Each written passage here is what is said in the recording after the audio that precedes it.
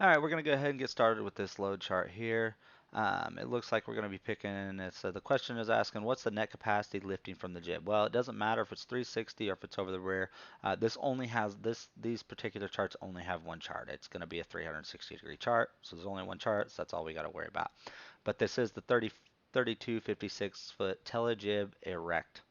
So that's what we're going to go by. And take away, there is no line deduction, or there is no deduction for that jib since it is erect and it is in use. And we can tell that by looking at the 15-ton, one shiv, two-part line, 8 foot below the tip. Also, the question is asking what's the net capacity lifting from the jib. So we're going to go here, as usual, start with our deductions and our boom. So we got 7,800 pounds of removable counterweight per usual. Outriggers are fully extended, and we have a 12,920 pound line pull. Those are always going to be the same, as I've reiterated multiple times in every slide. So we're going to start with our boom configuration. We got 80 foot of main boom. We'll go ahead, add the main boom. So 80 foot. And we're going to add our radius. We have a radius. Oh, there is no radius on this. So now we're going to have a uh, a degrees. So right in here, right there, I like to put the degrees. 76.9. Since we do not have a radius, since we do not have a radius, we're going to go by the boom angle. We're using a jib.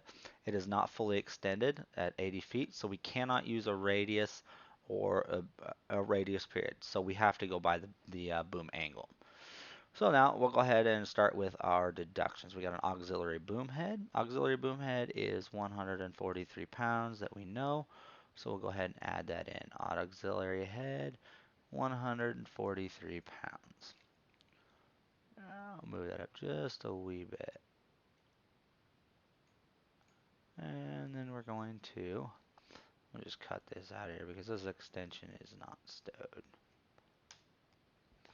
So the extension we're going to go ahead. We have a total extension, but since we're using it, we don't have to deduct it.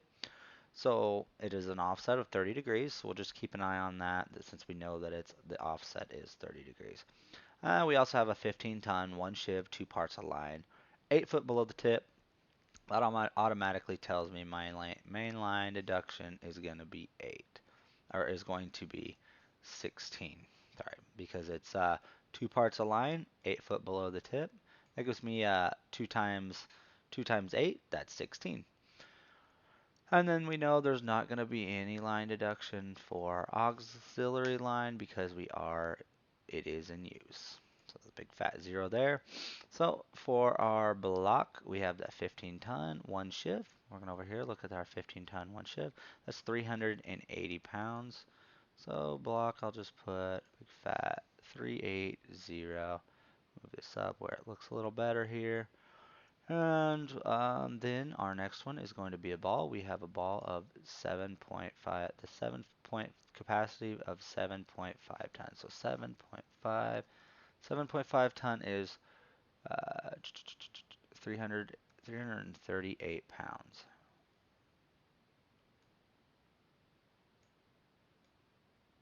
Put that up here so it's not in the way of the other one. Now rigging, what's we got for rigging? We have 1,000 pounds of rigging.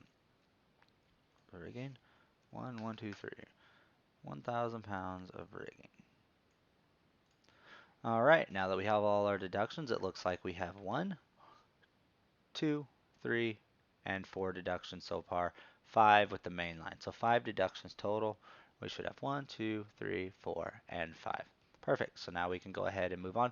We cannot use our range diagram in this instance because our boom is not fully extended to 110 feet, and there's no way to interpolate that without being wrong.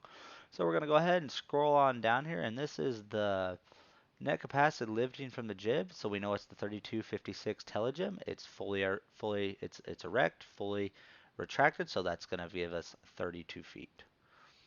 So all right, we'll go over here. We have our 32-foot length, and we have a 30-degree offset. So we will just going to go down, and the way you find this is by following the angles, your degrees right here.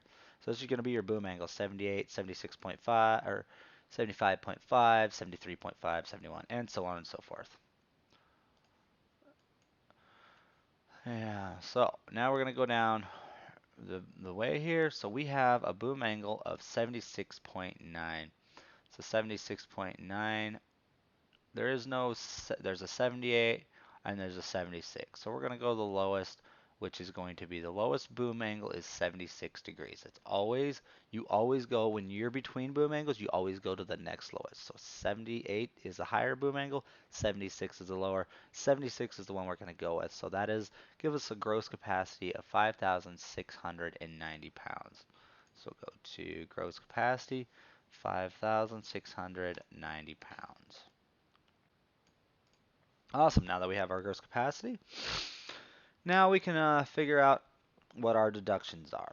So we'll go ahead and add up all our deductions. This is a pretty simple load chart for the most part. We've got our auxiliary boom heads, 143, plus our block is 380, plus our ball is 338, plus our rigging is 1,000 pounds, and we have our mainline deduction of 16 pounds. That's going to give us 1,877. So let's go ahead and see what we got.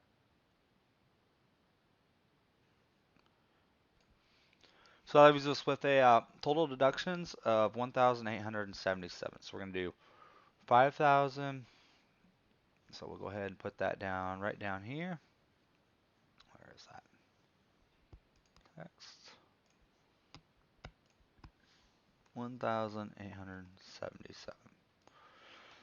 So we'll do 5,690 minus 1,877. That equals 3,813. So 3,813, let's go down here. And there's our answer, 3,813. All right, that is going to conclude all our Grove load charts. If you need more Grove load chart tests, you can reach me on Discord. The link is going to be at the very top. The Crane Train Consulting logo, that is the Discord link. So if you click on that, that's going to take you directly to my Discord page. If you have any questions, any help, you need any assistance, you can reach out to me there. Um, Also, each person in this class is allowed a 3-hour block of time, live streaming, live help. Any questions you might have, any low chart questions, any core questions, feel free to reach there or reach out. I can answer any questions that you might have randomly. Just post in the chat. If I need to pull you into a